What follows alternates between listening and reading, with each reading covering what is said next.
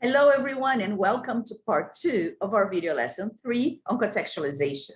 It's a pleasure to have you all back here. In this part, we'll be talking about a few contextualization techniques. So, shall we start? Join me. Well, we've all seen that it's important to provide students with meaningful inputs in the classroom. Our biggest challenge as teachers is to teach language in context, isn't it? So the use of contextualization techniques will help us provide comprehensible inputs for our learners in order to make language learning more meaningful to them. In order to make sense of language, students rely on their pre-existing knowledge. This knowledge is called schema or schemata. So schema or schemata can be defined as the previously acquired knowledge systems or structures accessed in the comprehension process. It is suggested that we teachers activate students' schemata through questions, images, stories, etc., as to draw the context closer to students' realities and as to allow students to construct meaning with their peers and ourselves as well.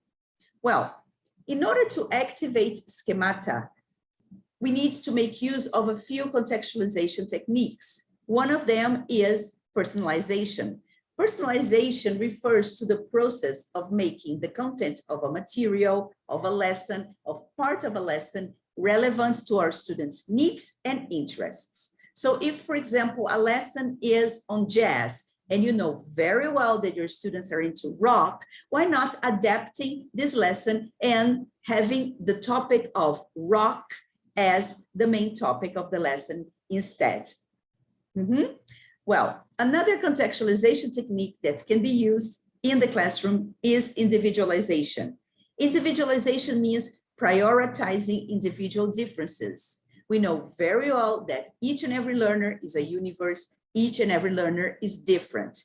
We need to take into consideration these individual characteristics, these individual traits, and we need to propose and plan activities and techniques that are going to meet our students' individual needs, interests, etc. So for example, if a student, you know that a student is very shy and doesn't like working in bigger groups, why not pairing up this student with a student he or she knows and feels comfortable with? A third contextualization technique is called localization. Localization refers to relocating the topic of the lesson and course material within the learner's geographic area and culture. It is making features of foreign culture and life accessible to students by relating them to their realities.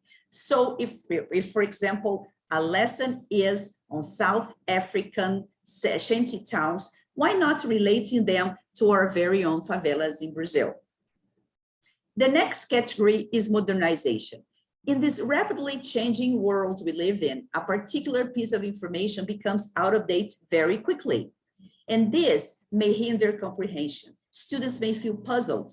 So we, as teachers, should identify this outdated information and update it or modify it. So if, for example, a lesson is on Facebook being the trendiest social media at the moment, we may want to modify this information and say that it's not anymore that TikTok or Instagram are, okay?